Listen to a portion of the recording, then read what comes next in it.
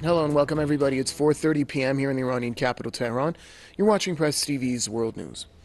Our top story for this half hour: Turkey has warned American soldiers in Syria of the possibility of being treated as terrorists if they keep backing Kurdish Y-P-G militants. Talking to media, Deputy Prime Minister Bekir Bozdag threatened to expand Ankara's operation to the town of Manbij and even east of the Euphrates River if the Y-P-G did not withdraw. He went on to say that U.S. soldiers risk being caught up in clashes and the Turkish forces would not make a distinction if Americans appear in Y-P-G uniforms. Bozdag was referring to past images of U.S. troops in northern Syria with Y-P-G insignia. Political commentator Jason Unruh joins us now from Niagara Falls, Ontario. Mr. Unruh, welcome to the program.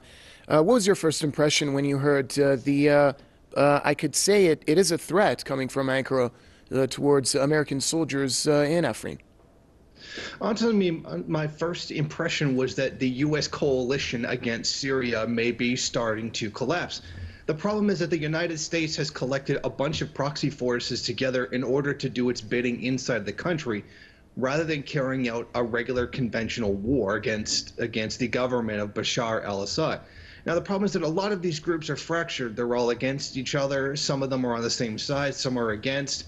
And it's hard to negotiate or to really navigate all those kinds of contradictions. Many of these different forces have different goals from each other, some of them in complete opposition to each other, as we've seen with the Kurds and with Turkey. So almost a situation like this was inevitable as the United States continued to support the side of the Kurds, which the Turkey sees as terrorists. It's naturally going to cause some antagonism with Turkey, with Ankara.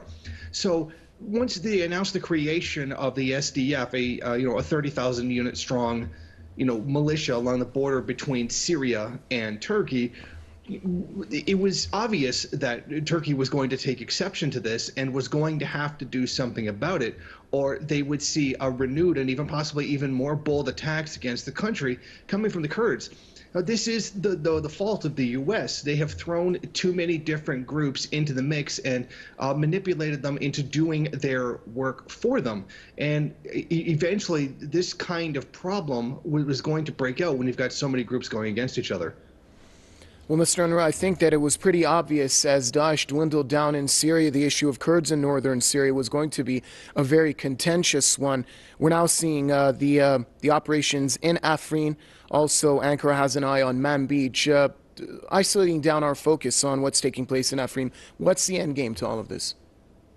Well, the end game of all this, if the U.S. gets what it wants, is a Syria that has been balkanized into smaller pieces, particularly, hopefully, with the the north and the east cordoned off from the rest of the Syrian government, where particularly many of the energy resources are.